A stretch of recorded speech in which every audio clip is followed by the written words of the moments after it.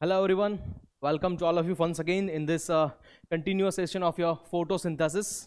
Okay, I hope all of you are doing well and with this continuous session clear. So as such आप लोगों को पता ही है कि जो भी 5 सेशंस अब तक कंप्लीट हो चुके हैं, 5 जो वीडियोस हमने रिकॉर्ड किए हैं ये पर्टिकुलर टॉपिक पे, उसमें हमने मेजोरिटी ऑफ कंटेंट जो है, majority of you can call syllabus जो है वो कंप्लीट कर चुके हैं for this particular topic. Okay, उसमें कुछ रिमेनिंग पार्ट्स है These are from the dark reactions. Okay, means के dark reactions की जो भी हमने mechanisms पढ़ी थी last time, that mechanisms were C3 and C4 pathway. लेकिन initially जब मैंने introduction बताया था उसका, तो मैंने आपको बताया था कि dark reaction also contains some intermediate reactions. Okay, उसके बाद मैंने बताया था कि some factors are there, कुछ ऐसे factors होते हैं जो कि photosynthesis का जो rate है उस पर affect करने वाले हैं. तो वो भी हम लोग आज समझने वाले हैं, देखने वाले हैं. एंड थर्ड थिंग मैंने आपको इन बिटवीन बताई थी जब लेक्चर्स ऑनगोइंग थे, तो एक चीज मैंने बताई थी Blackman. Okay, Blackman limiting factor law. Okay, तो वो भी हम लोग डिस्कस करने वाले हैं कि ब्लैकमैन नाम के साइंटिस्ट ने ऐसे कौन से लिमिटिंग फैक्टर्स के लॉस निकाले थे या फिर ऐसा कौन सा रिसर्च किया था जिसके बेसिस पे उन्होंने बताया था कि हमारी फोटोसिंथेसिस की रिएक्शन सिर्फ लाइट में ना होके डार्क रिएक्शन भी होती है, मतलब एट नाइट भी रिएक्शंस चलती है. ओके, तो आई होप कि आप लोग कंटिन्यू हो ये सब लेक्चर्स के साथ, सेशंस के साथ, और अपकमिंग जो भी रहेगा वो आप लोग मतलब अच्छे से ग्रैब कर पाओगे, कैप्चर कर पाओगे. Okay, so let continue with this. It's 6 number यहाँ पे दिया हुआ, it means it's a continuous session for that particular topic of dark reaction. चलो तो चलते हैं यहाँ पे. Okay, so as such discuss just now, मैंने बताया आपको कि लास्ट टाइम मैंने आपको बताया था at the end of session मैंने बताया था कि C3 और C4 पाथवे, ओके, ये दोनों जो पाथवे है उसको कनेक्ट करने वाला एक तीसरा पाथवे होता है और उसके बारे में हमने डिस्कशन किया था. And that pathway was crassulacean acid metabolism. It was a crassulacean acid metabolism. उसको मैंने कैम पाथवे बताया, CAM pathway. Okay, short form है उसका. तो डेफिनेट सी बात है कि यहां पे ऐसी कोई चीज होने वाली है जहां पे मेटाबॉलिक रिएक्शन होगी, जहां पे मेटाबॉलिक रिएक्शन होगी और जहां पे एसिड का फॉर्मेशन होने वाला है, एसिड जो है वो बनने वाला है. ठीक है, इतना समझ में आ रहा है, इतना देख के समझ में आ रहा है. अभी क्रेसुलेशन जो है वो थोड़ा सा मतलब अभी प्रोटेक्टेड फॉर्म में रखते हैं, उसको ओपन करेंगे, है ना.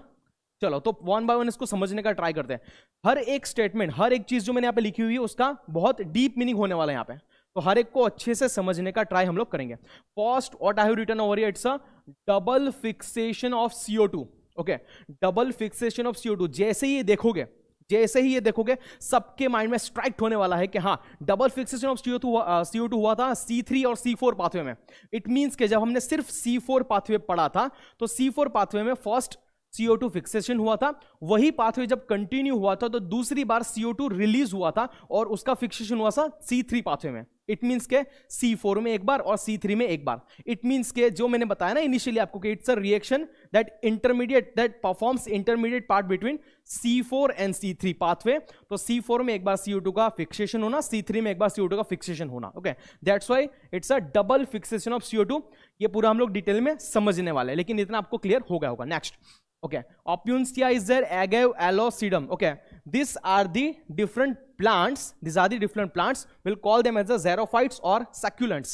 इसको हम लोग xerophyte और succulents plants कहते हैं बिकॉज के ये प्लांट्स जो होते हैं वो ड्राई एरिया में होते हैं, जहां पे डेजर्ट एरिया वगैरह होता है.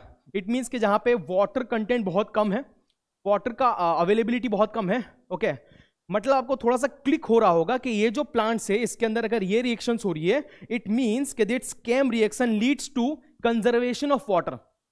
ओके, यहां पे जो भी एसिड मेटाबॉलिज्म रिएक्शन होने वाली है वहां से क्या होने वाला है कि जो भी प्लांट बॉडी है वो वाटर को प्रिवेंट करके प्रोटेक्ट करके रखेगा, जिससे ज्यादा वाटर लॉस ना हो और उसकी फिजियोलॉजिकल एक्टिविटी सही से चल पाए. क्लियर? चलो, तो ये ऐसा कुछ यहां पे हमको दिखने वाला है definitely. Clear? Next, this occurs in mesophyll cell. Definitely कहां पे दिखने वाला है? मेसोफिल सेल में ही दिखेगा. ये पूरी रिएक्शन जो दिखने वाली है मेसोफिल सेल में ही दिखने वाली है. ओके, जैसे हमने C4 पाथवे पढ़ा था जो आधा मेसोफिल और आधा बंडल स्टिच सेल में होता है, बट ये जो पाथवे है it's a intermediate pathway, still it occurs only in your mesophyll cells. ठीक है, ये थोड़े से छोटे छोटे पॉइंट्स जो यहां पे दिखाए ना, अच्छे से क्लियर माइंड में सेट रखो बिकॉज इसके ऊपर कई बार एंट्रेंस लेवल पे क्वेश्चंस आ चुके हैं और आने की प्रोबेबिलिटीज भी है. Clear? Next, it's a diurnal deacidification and acidification. Okay, at night. तो यहां पे क्या दिखा है कि यहां पे दो रिएक्शन हो रही है, जैसे हमने बता दिया क्रेसुलेशन एसिड मेटाबॉलिज्म पाथवे. ओके, सो क्रैसुलेशन का मीनिंग क्या हो रहा है कि यहां पे दो रिएक्शन होने वाली है।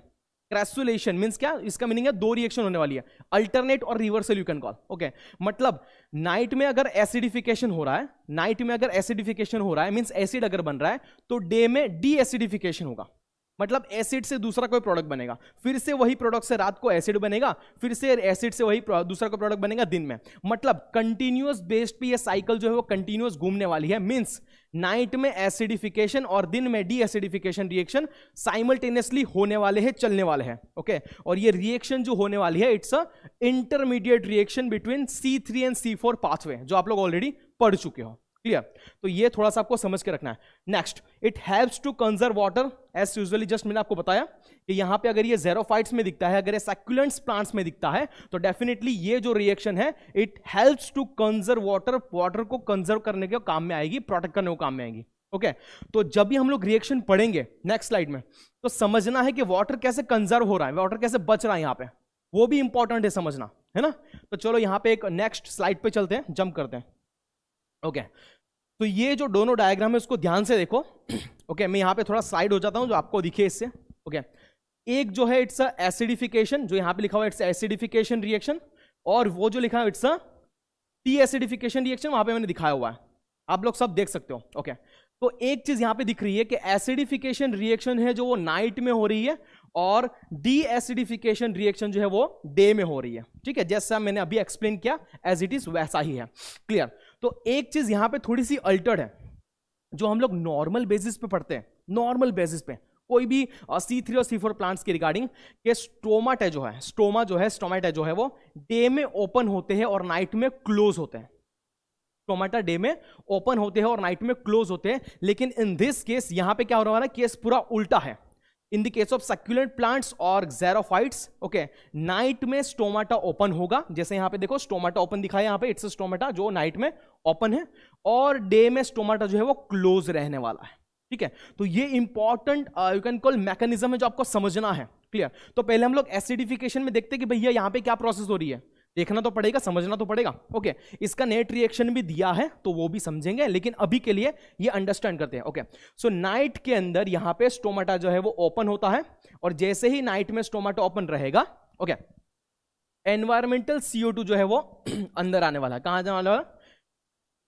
ये जो एनवायरमेंटल CO2 है वो मैसोविल सेल के अंदर एंटर कर जाएगा इस तरीके से। ओके, और उसके बाद रिएक्शंस क्या चलने वाली है, जैसे ही एनवायरमेंटल CO2 अंदर एंटर कर गया, बाइकार्बोनेट आयन के फॉर्म में PEP जो है, फॉस्फोएनल पाइरुवेट। अब PEP क्या है आपको बताने की आई थिंक जरूरत नहीं है, आपको पता ही है, it's a first can call carbon dioxide fixer. Okay, carbon dioxide को फिक्स करने वाले जो कंपाउंड है C4 साइकिल के अंदर, इट्स अ फॉस्फोएनल पाइरुवेट, जो एनवायरमेंटल CO2 को नाइट में कैप्चर करेगा।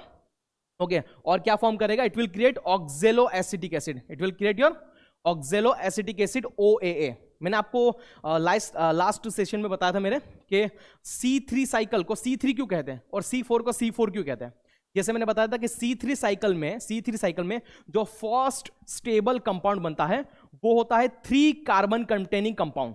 ओके, वैसे ही C4 साइकिल के अंदर जो फर्स्ट स्टेबल कंपाउंड बनता है, it's a 4 carbon containing compound, and that is your ऑक्जेलो acetic acid. ठीक है ना, ये मैंने आपको बताया था इफ यू रिमेंबर। ओके, तो ऑक्जेलो एसिटिक एसिड जैसे ही बनता है वो उसका कन्वर्जन करेगा मेलेट के अंदर, it will convert into malate. Okay, ये पूरी रिएक्शन चल रही है नाइट के अंदर। ओके, नाइट को रिएक्शन चल रही है जब स्टोमाटा ओपन है। ओके, तो ऑक्जेलो एसिटिक एसिड से जब मेलेट बनता है तो यहां पे क्या हो रहा है, दिस कंटेन्स, ओके, NADH का यूज होकर NAD प्लस यहां पे बनने वाला है। आप लोग इजीली देख पा रहे हो, यहां पे समझ पा रहे हो। ओके, बहुत ही इजी है, बहुत ही सिंपल सा रिएक्शन है। मेलेट जो होता है वो मेलिक एसिड के फॉर्म में, वैक्यूल्स में जाके स्टोर हो जाता है।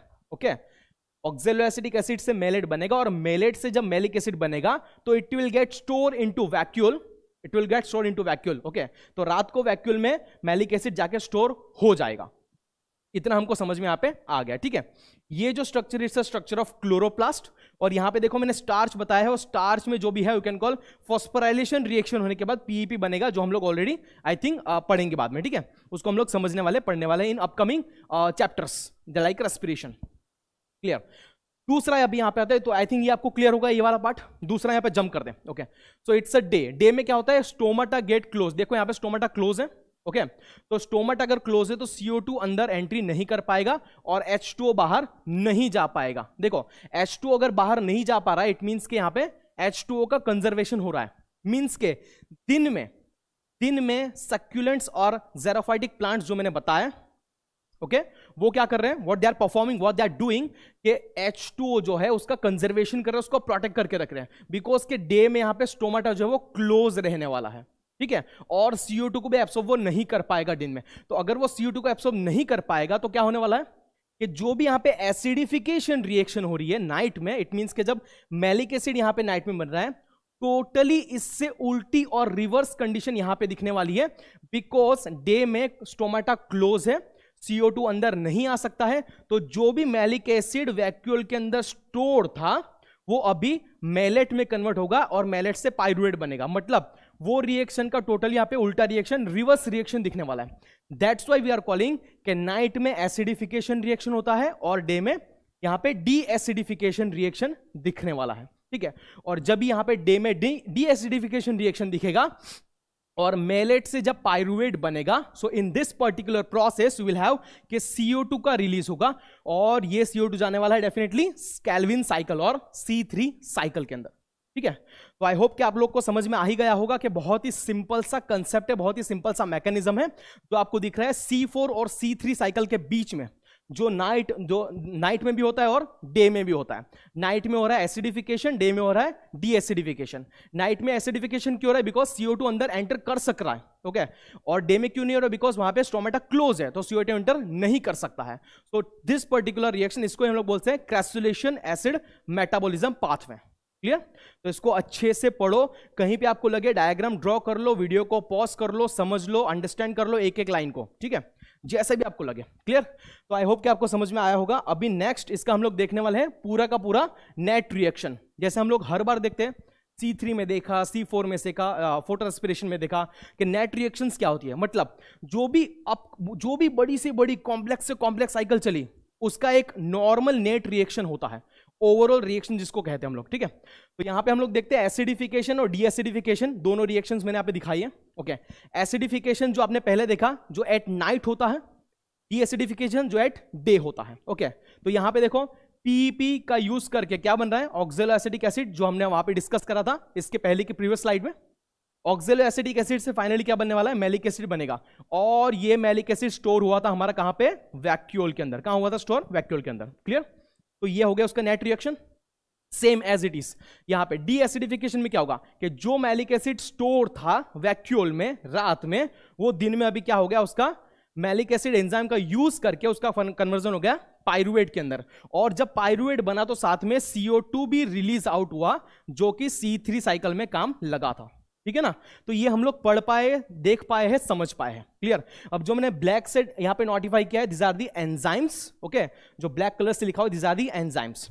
अब PEP कार्बोक्सिलेज और डिहाइड्रोजनेस एंजाइम आपके लिए नए नहीं है, बिकॉज के यही एंजाइम सेम रिएक्शंस में यूज्ड हुए थे इन C4 साइकिल, ठीक है। तो C4 को जब देखोगे तो कंपैरेटिव मोड पे आपको दिखेगा कि this reactions are not new for this particular pathway, okay, this are old one, because के C3 और C4 के बीच में हो रही है pathway. Clear? So this what you have net reaction for this acidification and this for deacidification. Clear? तो next concept पे चलते हैं, जो कि मैंने बताया था कि ऐसा हमने पूरा मैकेनिज्म तो पढ़ लिया, ओके। फोटोसिंथेसिस क्या है समझ लिया, रॉ मटेरियल्स क्या यूज होने वाले हैं, उसके रिगार्डिंग जो डिफरेंट कंसेप्ट साइंटिस्ट ने दिए थे वो समझ लिए, अलग अलग कंडीशंस समझ ली, ओके। उसका डार्क रिएक्शन मैकेनिज्म पढ़ लिया, लाइट रिएक्शन मैकेनिज्म पढ़ लिया, इंटरमीडिएट रिएक्शन पढ़ ली। लेकिन द मोस्ट इंपॉर्टेंट थिंग्स कि ये सब चीजें प्रॉपर मैनर में कब चलने वाली है, ये सब चीजें प्रॉपर मैनर में चलेगी जबकि उसके ऊपर अफेक्ट करने वाले फैक्टर जो है वो सही रहेंगे, ठीक है। अभी मैं यहाँ पे लेक्चर कंडक्ट कर रहा हूं क्या, तो बहुत सारे फैक्टर्स ऐसे जो यहाँ पे अफेक्ट कर सकते हैं। लाइक अगर कोई नॉइस आ रहा है बाहर से, ओके, टेम्परेचर बढ़ गया या फिर कोई हेल्थ कंडीशन हो गई, तो this are the factor affecting towards my performance for this particular session, okay. तो as it is same to same photosynthesis क्या हो रहा है वो हम लोग ने एक ऑप्टिमल रेंज में पढ़ लिया, लेकिन उस पर अफेक्ट करने वाले बहुत सारे अलग अलग फैक्टर्स होते हैं, जिसकी वजह से वो रेट ऑफ फोटोसिंथेसिस एक तो कम होता है, एक तो ज्यादा होता है। ठीक है, तो देखते हैं वन बाय वन कौन से फैक्टर्स है।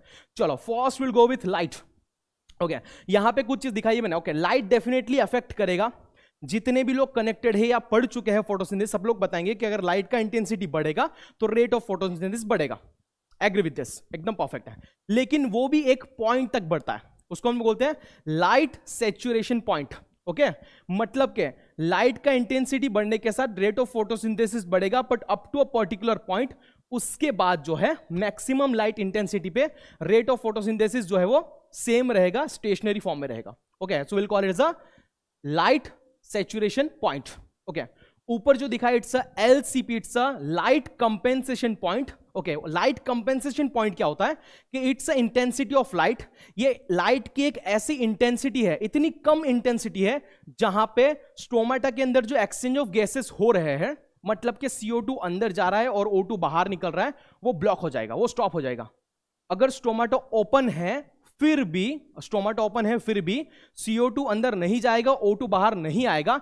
एक ऐसी पॉइंट, एक ऐसी इंटेंसिटी है लाइट की, will call it is a light compensation point. Okay, तो ये दोनों को पढ़ना बहुत ज्यादा इंपॉर्टेंट है, बिकॉज के जब भी इफ सपोज के कोई साइंटिस्ट है, कोई ऑथर है, ओके, उसको एक पर्टिकुलर प्लांट यहां पे खड़ा उसका स्टडी करना है कि भाई उसके अंदर C3 साइकिल कैसे हो रही है, कितने रेट पे हो रही है, C4 कितना हो रहा है, क्लोरोफिल कंटेंट कितना है, कैसा है, तो उसको ये सब स्टडी करने के साथ ये भी स्टडी करना पड़ेगा कि इंटेंसिटी ऑफ लाइट जो कितना है। ओके, उसको पूरे दिन में 24 आवर्स में कितना एक्सपोजर मिल रहा है सनलाइट का, और तब लाइट की इंटेंसिटी कितनी है वो भी उसको देखना पड़ेगा। ठीक है, लाइट इट बी, तो C3 के लिए इतना लाइट चाहिए, नॉर्मली परसेंटेज में उसको दिखाया गया है, तो 50 to 70% चाहिए 100% से, और C4 प्लांट को जितना ज्यादा मिले उतना कम है, मतलब 200% दिखा दिया उसको, जितना मिले उतना कम है ना। चलो next to this, temperature will definitely affect. Okay, temperature में आपको बताऊं बहुत ही सिंपल सा कंसेप्ट है कि दिन में, डे में जब सनलाइट होती है तो टेम्परेचर ज्यादा अफेक्ट नहीं करता है, ज्यादा अफेक्ट नहीं करेगा। मींस क्या, लाइट फेस के अंदर टेम्परेचर का अफेक्ट बहुत ही लो, बहुत ही कम रहेगा।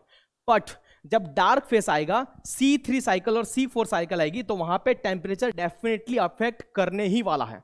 ओके, और वो कैसे अफेक्ट करेगा, C3 के लिए ऑप्टिमल टेम्परेचर है 10 to 25 degree centigrade, and that for C4 30 to 45 degree centigrade. तो ये उसके ऑप्टिमल रेंज के टेम्परेचर हो गए।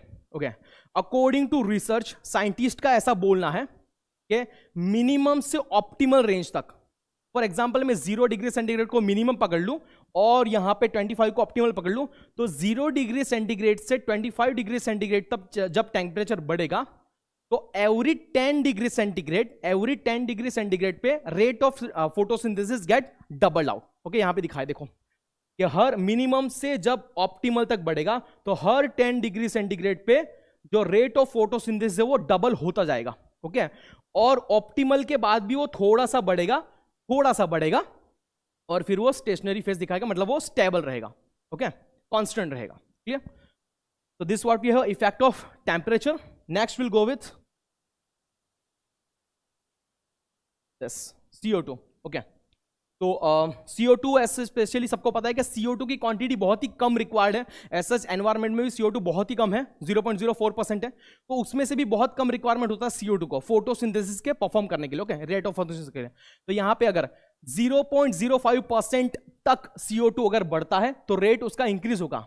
लेकिन इंटरेस्टिंग चीज ये है कि 0.1% के ऊपर, उसके ऊपर अगर CO2 का परसेंटेज बढ़ता है तो रेट उसका हो जाएगा डिक्रीज, फोटोसिंथेसिस का रेट हो जाएगा डिक्रीज, मतलब 0.05 से 0.1% तक रेट होगा इंक्रीज और उसके बाद होगा डिक्लाइन फेज में। ओके, जैसा हमने लाइट कंपेंसेशन पॉइंट देखा था एग्जैक्टली वैसे ही यहां पे होगा CO2, मतलब carbon dioxide compensation point means it's a concentration of CO2, जबकि CO2 जो है वो स्टोमेटा के अंदर जाना बंद हो जाएगा, इतना कम कॉन्सेंट्रेशन।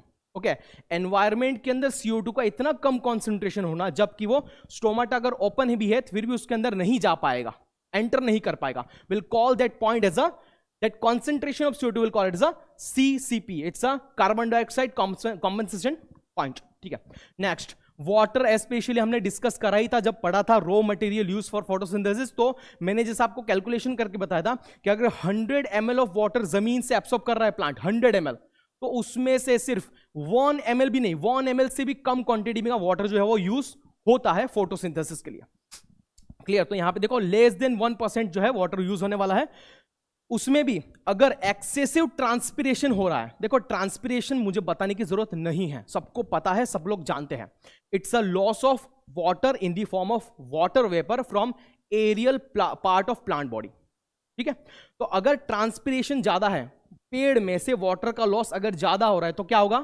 अगर ऐसा लॉस ज्यादा हो रहा है तो डेफिनेटली पेड़ क्या करेगा? ऑटोमेटिकली उसके स्टोमेटा को क्लोज कर देगा, और अगर उसने उसके स्टोमेटा को क्लोज कर दिया तो CO2 जो अंदर एंटर करने वाला है मेसोफिल सेल्वम वो नहीं करेगा।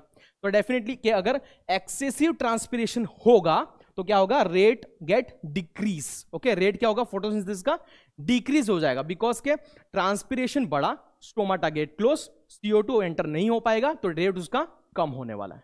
ठीक है ना? चलो, ऑक्सीजन, ऑक्सीजन भी बहुत इंटरेस्टिंग है। ऑक्सीजन का स्मॉल क्वांटिटी ही चाहिए, सब लोग जानते हैं, बिकॉज के ऑक्सीजन आउटपुट में एज अ बाय प्रोडक्ट बाहर निकल रहा है, इनपुट में ऑक्सीजन का कोई रिक्वायरमेंट नहीं है, स्टिल स्मॉल क्वांटिटी में रहेगा तो इट्स वेल एंड गुड। ठीक है, कई बार क्या होता है, जैसे मैंने बताया, हमने पढ़ा था फोटो रेस्पिरेशन, याद है अगर आपको? तो फोटो रेस्पिरेशन का फंडा क्या बोलता है कि एनवायरमेंट के अंदर अगर CO2 की जगह पे O2 का मैक्सिमम है कॉन्सेंट्रेशन, एनवायरमेंट है, एक पेड़ खड़ा है, उसके आजू बाजू के एनवायरमेंट में CO2 के बदले O2 का कॉन्सेंट्रेशन ज्यादा है, तो प्लांट वो टाइम पे क्या करता है? It will act as a oxygenase, उसमें जो रूबिस्को एंजाइम है, it will act as a oxygenase, हो ऑक्सीजन को एब्सॉर्ब करना स्टार्ट कर देता है instead of your CO2। Okay, और वो टाइम पे फोटोसिंथेसिस का रेट बहुत ही ज्यादा कम हो जाता है। क्लियर? तो ये चीज हमने ऑलरेडी पढ़ी है, तो एज इट इज वही यहां पे दिखाया कि क्लोरोफिल का ऑक्सीडेशन करेगा। अगर ऑक्सीजन का लेवल बढ़ गया तो क्या होगा कि हमारे जो इंपॉर्टेंट क्लोरोफिल पिगमेंट है उसको ऑक्सीडेशन करना स्टार्ट कर देगा, जिससे वो क्लोरोफिल पिगमेंट उसकी इफेक्ट नहीं शो कर सकते, अच्छे से फंक्शनेट नहीं कर पाएंगे। नेक्स्ट, वारबर्ग इफेक्ट यहां पे लिखा हुआ है। वारबर्ग इफेक्ट क्या होता है कि बिकॉज ऑफ मोर और extend quantity of your O2 in environment, okay, photosynthesis का रेट कम होना। ओके, वो रेट कम होने के अलग अलग रीजन से, जैसे मैंने एक बताया फोटो रेस्पिरेशन हो सकता है, जैसे मैंने दूसरा बताया कि क्लोरोफिल पिगमेंट का ऑक्सीडेशन हो सकता है। मतलब कि अगर ऑक्सीजन का एनवायरमेंट में कॉन्सेंट्रेशन ज्यादा है तो it definitely results in decrease the rate of photosynthesis. Clear? तो यहां पे दिख रहा है, it will call it a Warburg effect, उसको बोलते हैं अपन वारबर्ग इफेक्ट। ओके, तो CO2, वाटर, ऑक्सीजन, अब तक जो भी हमने देखे, light, temperature, CO2, water, oxygen, these are the external factors, जो एक्सटर्नल फैक्टर है अफेक्ट कर रहे हैं किसको? रेट ऑफ फोटोसिंथेसिस को। ऐसे ही कुछ इंटरनल फैक्टर्स भी होते हैं जिस पे हम लोग स्टडी करने वाले हैं। Let we have look on this. Okay, तो उसमें 3 दिए हैं मैंने, chlorophyll content, age of leaf and leaf anatomy. ठीक है, ये बहुत ही सिंपल से फैक्टर जो अफेक्ट करने वाले हैं, बट इंपॉर्टेंट है। ओके, क्लोरोफिल कंटेंट डेफिनेटली सब लोग बता पाएंगे, छोटा बच्चा बता देगा कि अगर क्लोरोफिल कंटेंट ज्यादा है तो रेट ऑफ फोटोसिंथेसिस अच्छा रहेगा, लेकिन ऐसा नहीं होता है। स्पेशली कैसा होता है कि जो सन बेस्ड प्लांट है, सन बेस्ड मतलब क्या? जो फ्लावरिंग दिखाते हैं in the presence of sunlight only, उसमें क्लोरोफिल का कंटेंट कम रहेगा तो चलेगा। लेकिन जो डार्क बेस्ड प्लांट है, मतलब जो फ्लावरिंग दिखाते हैं एट नाइट, ओके, उसके अंदर क्लोरोफिल का कंटेंट ज्यादा होना चाहिए। क्लियर? एज यूजुअली क्लोरोफिल के 4 पिगमेंट्स है और सबका अलग अलग ये होता है कंटेंट लेवल, लेकिन आपको बता दो जो यूनिवर्सल है क्लोरोफिल ए, उसका कंटेंट तो ज्यादा ही होना चाहिए any how condition, because it's a reaction centre. ठीक है ना, हम लोग पढ़ चुके हैं। Next, age of leaf. Age of leaf का बहुत ही सिंपल फंडा है कि अगर यंग से मैच्योरिटी की तरफ फेज में अगर कोई लीफ है, ओके, कोई लीफ अगर ग्रो कर रहा है, मतलब यंग फेज से मैच्योरिटी की फेज में, तो वहां पे rate of photosynthesis get high रहेगा डेफिनेटली। और मैच्योरिटी से लेकर अगर सेनेसेंस फेज में आ रहा है, मतलब कि ओल्ड एजिंग फेज में अगर लीफ आ रहा है, तो वहां पे उसका रेट ऑफ फोटोसिंथेसिस रहेगा लो। ओके, ये बहुत ही सिंपल सी चीज है जो कोई भी आसानी से लॉजिकली बता सकता है। Next, leaf anatomy. Okay, leaf anatomy में मैंने बताया था क्रेन्स एनाटॉमी, जो C4 प्लांट्स दिखाते हैं। तो अगर किसी प्लांट का क्रेन्स एनाटॉमी है तो उसमें अच्छा इफिशियंसी रहेगा किसका? फोटोसिंथेसिस का अच्छा रहेगा rate. Clear? And also this leaf anatomy influences other factors too. Okay, वो दूसरे फैक्टर्स को भी इन्फ्लुएंस करते हैं। जैसे CO2 का फिक्सेशन करना, ऑक्सीजन को रिलीज करना, वाटर का अवेलेबिलिटी प्रोवाइड करना, एंजाइम्स का एक्टिविटी दिखाना, ये सब चीज़ों पे भी इन्फ्लुएंस करते हैं। बट स्टिल अगर कोई पेड़ है और उसके लीफ में क्रेन्स एनाटॉमी है तो डेफिनेटली 100% उसका जो रेट ऑफ फोटोसिंथेसिस हो बहुत ही अच्छा रहेगा। Clear? So these are the various external and internal factors that directly affects your rate of photosynthesis. Okay? And at last we'll discuss on the remaining topic जो मैंने आपको बताया था.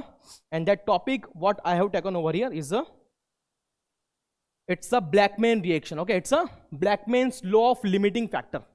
जब हमने डार्क फेज स्टार्ट किया था, अगर आपको याद हो तो मैंने आपको बताया था कि डार्क फेज का इन्वेंशन जो है या फिर डिस्कवरी जो है ब्लैकमैन नाम के साइंटिस्ट ने करा था। क्यों? क्योंकि वो ब्लैकमैन उसका नाम है, नहीं ऐसा नहीं है। ओके, उन्होंने कुछ प्रैक्टिकल्स किए थे, कुछ इन्वेंशंस खुद किए थे। ओके, और उसके बाद जो बाकी के साइंटिस्ट थे जैसे डॉक्टर कैल्विन, उन्होंने फर्दर में उसका वर्क लेके और काम करना स्टार्ट किया। लेकिन इनिशियली ब्लैकमैन नाम के साइंटिस्ट ने क्या वर्क किया था, उन्होंने ऐसा क्या वर्क किया था जिससे प्रिंसिपल ऑफ लिमिटिंग फैक्टर हमको उन्होंने प्रोवाइड करके दिया।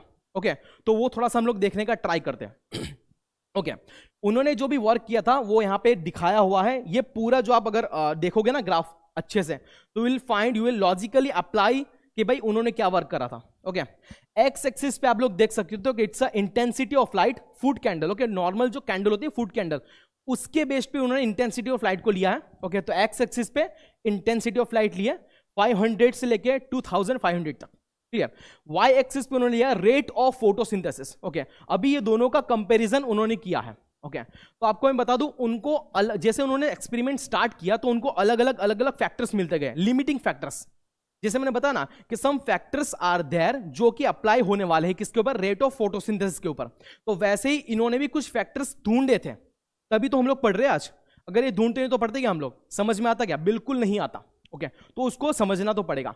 तो सबसे पहले उन्होंने क्या किया, फर्स्ट ऑफ ऑल उन्होंने क्या किया, सबसे पहले उन्होंने फर्स्ट केस में ऐसा किया कि CO2 का कॉन्सेंट्रेशन नॉर्मल रखा और टेम्परेचर जो है उसको भी उन्होंने नॉर्मल मतलब एक ऑप्टिमल रेंज पे रखा होगा, कोई भी व्हाटएवर।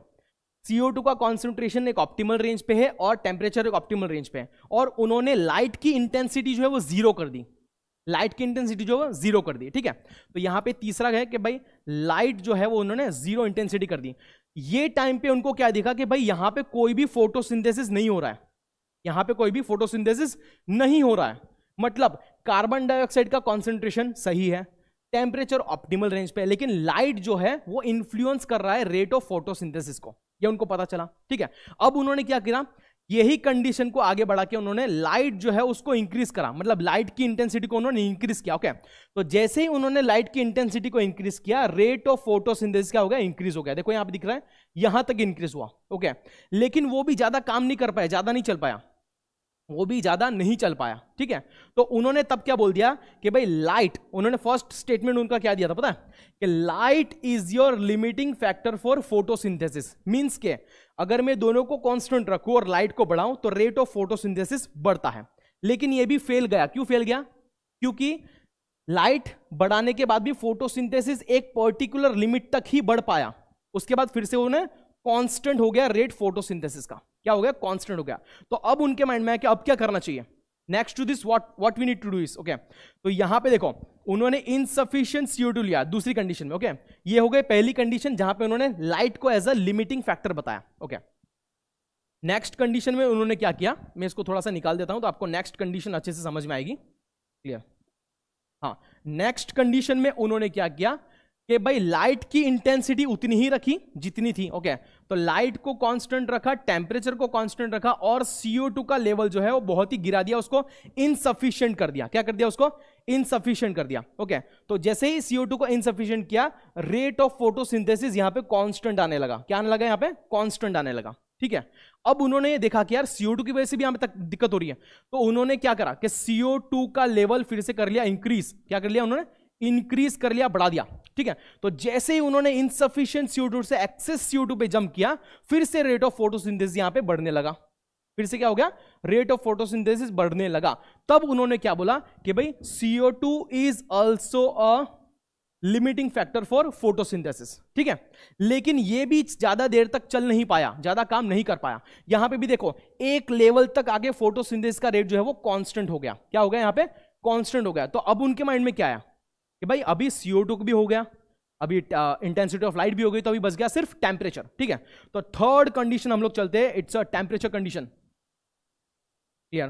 तो थर्ड में उन्होंने क्या करा कि थर्ड में उन्होंने क्या किया कि भाई लाइट इंटेंसिटी को कांस्टेंट रखा, CO2 का अमाउंट भी उन्होंने ज्यादा रखा जैसे यहां पे एक्सेस बताया है, और टेम्परेचर जो है टेम्परेचर उसको उन्होंने 20 डिग्री सेंटीग्रेड पे रखा टेम्परेचर को, ठीक है।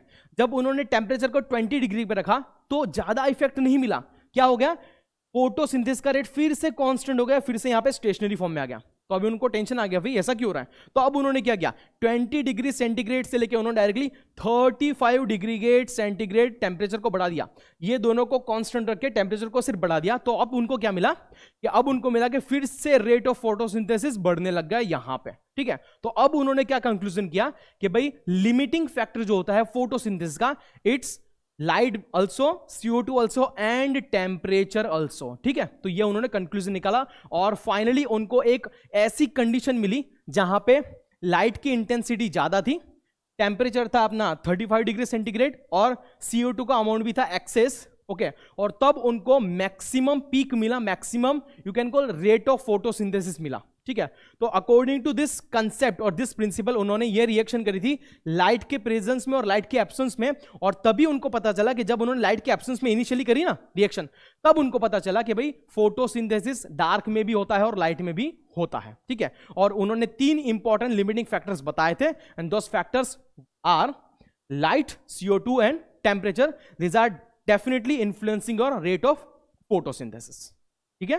तो this what we have overall idea regarding to Blackman's law of limiting factor, जो आप लोग आई थिंक समझ पाए होंगे अच्छी तरीके से, ओके। एक बार मैं आपको बताऊं, रिपीटेड मोड पे ये क्वेश्चन जो है वो आता है, ओके। ये क्वेश्चन रिपीटेड मोड पे आता है नीट के अंदर, ओके। जो एंट्रेंस एग्जाम है नीट में आता है, बोर्ड्स में भी कई बार आता है।